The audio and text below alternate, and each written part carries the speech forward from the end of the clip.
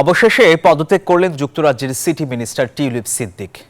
তার খালা সাবেক প্রধানমন্ত্রী শেখ হাসিনার ঘনিষ্ঠজনদের কাছ থেকে ফ্ল্যাট উপহার নিয়ে ব্যাপক চাপের মুখে ছিলেন তিনি। শেখ রেহানার কন্যার বিরুদ্ধে ছিল দুর্নীতির অভিযোগও। দর্শক, এসব দিয়ে দলের ভেতর বাহিরে তুমুল সমালোচনার মুখে মঙ্গলবার পদত্যাগের ঘোষণা দেন তিনি।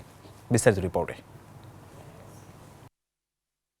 দুর্নীতির অভিযোগ মাথায় নিয়েই পদত্যাগ করলেন British city minister tulip Siddique. বাংলাদেশের ক্ষমতাচ্যুত প্রধানমন্ত্রী শেখ হাসিনার ভাগ্নি টিউলিপ সিদ্দিক ব্রিটিশ লেবার পার্টির সরকারের আর্থিক খাতে দুর্নীতি রোধের দায়িত্বে ছিলেন, অথচ তার বিরুদ্ধেই ছিল দুর্নীতি ও ফ্ল্যাট কেলেঙ্কারি সহ বিস্তর অভিযোগ। এমনকি সাবেক এক বাংলাদেশি এমপির কাছ থেকে 2019 সালের ক্রিকেট বিশ্বকাপে 2টি টিকিটও নিয়েছিলেন টিউলিপ।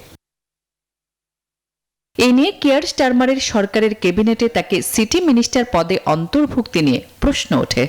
দাবি ওঠে শেখ রেহানার কন্যা টিউলিপকে বরখাস্তের। এমনকি এ নিয়ে পার্লামেন্টে বিরোধীদের তোপের মুখে পড়েন ব্রিটিশ প্রধানমন্ত্রী কিয়ার স্টারমার।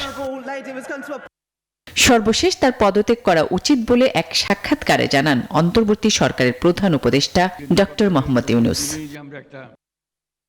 এরই জেরে যুক্তরাজ্যের সিটি মিনিস্টার পদ থেকে ইস্তফা দেন টিউলিপ।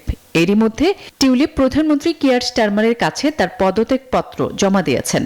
তবে তিনি তার বিরুদ্ধে যে তদন্ত হয়েছে সেখানে মিনিস্ট্রিয়াল ওয়াচডগের উপদেষ্টা লরি ম্যাগনাস তার বিরুদ্ধে মন্ত্রিত্বের নীতি ভঙ্গের কোনো প্রমাণ পাননি বলে দাবি করেছেন বাংলাদেশি বংশোদ্ভূত এই ব্রিটিশ এমপি। তার পদত্যাগপত্র গ্রহণ করে কিয়ার স্টারমার বলেন, বাংলাদেশের সঙ্গে তার পরিবারের সম্পর্কের কারণে মানহানির ঝুঁকির বিষয়ে টিউলিপ আরও সচেতন থাকতে পারতেন। এদিকে পেনশন মন্ত্রী এমা রেনল্ডসকে টিউলিপের স্থলাভিষিক্ত করা হতে পারে বলে জানিয়েছে ব্রিটিশ সংবাদ মাধ্যম।